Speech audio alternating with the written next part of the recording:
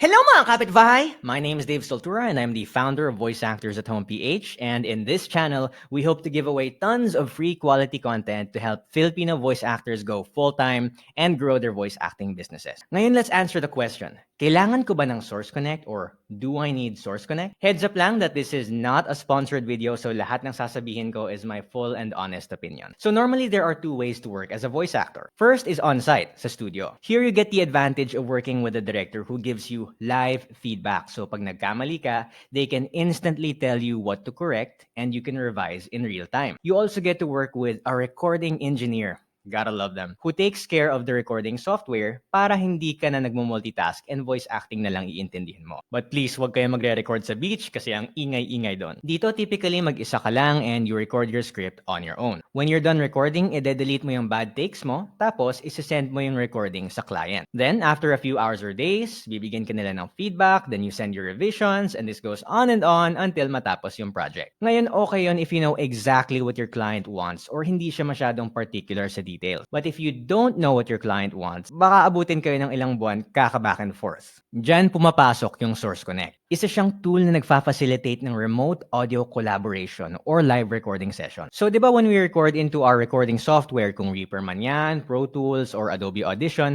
yung recordings nasa-save sa mga hard drive or local storage ng computer natin. But if you and your client have Source Connect, when you record, your recordings will end up not sa hard drive mo, pero lalabas sila dun sa recording software ng client mo in real time without any quality loss. Makikita nila yung waveforms na nabubuo sa screen nila across the globe. That means that even when you're from home, you get the advantages of an on-site recording session, such as getting real-time feedback from your client and director and working with our beloved audio engineers. Rule of thumb lang din that while recording through Source Connect, it's good practice to record simultaneously into your own recording software as well para meron kayong backup. Pero going back to the question, kailangan nga ba natin ng Source Connect? For absolute beginners, no. For more advanced voice actors who've been doing this for maybe a year or two, it's a very viable professional tool to consider. If you want to record some big commercials and projects, especially overseas, many of them are recorded via Source Connect. Ngayon, when we're asking if we need Source Connect, we usually mean,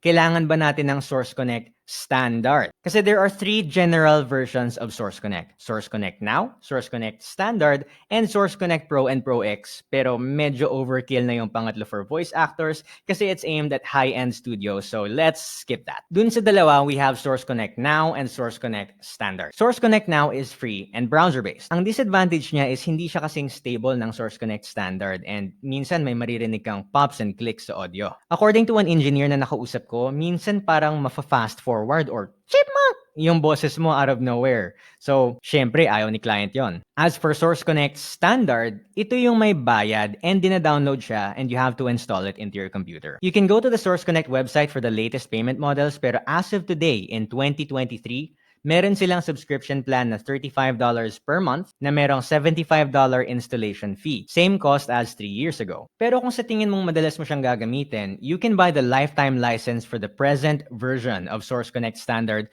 for $650 US.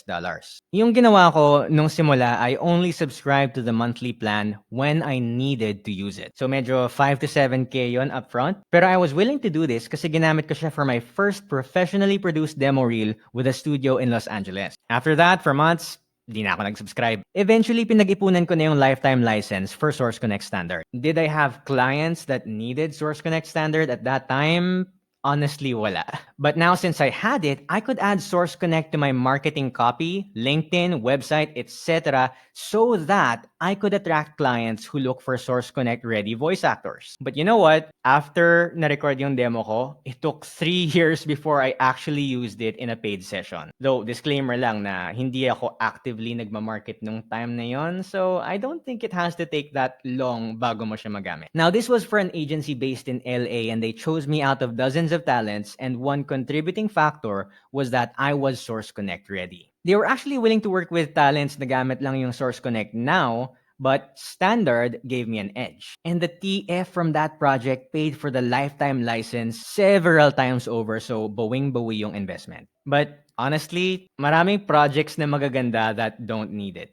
Around 99.5% of my projects today don't use it. And minsan okay na yung Zoom or other meeting tools for clients. Merong ding emerging free alternatives tulad ng Clean Feed. Catch lang is hindi siya kasing kilala. Bottom line is, you do not need Source Connect standard, but it will give you a competitive edge and the chance to work on projects that do require it. Hope you guys got value from this video, and please make sure to subscribe to this channel and hit that notification bell so that you don't miss our free voice acting education. See you guys next time. What? See you in this next video.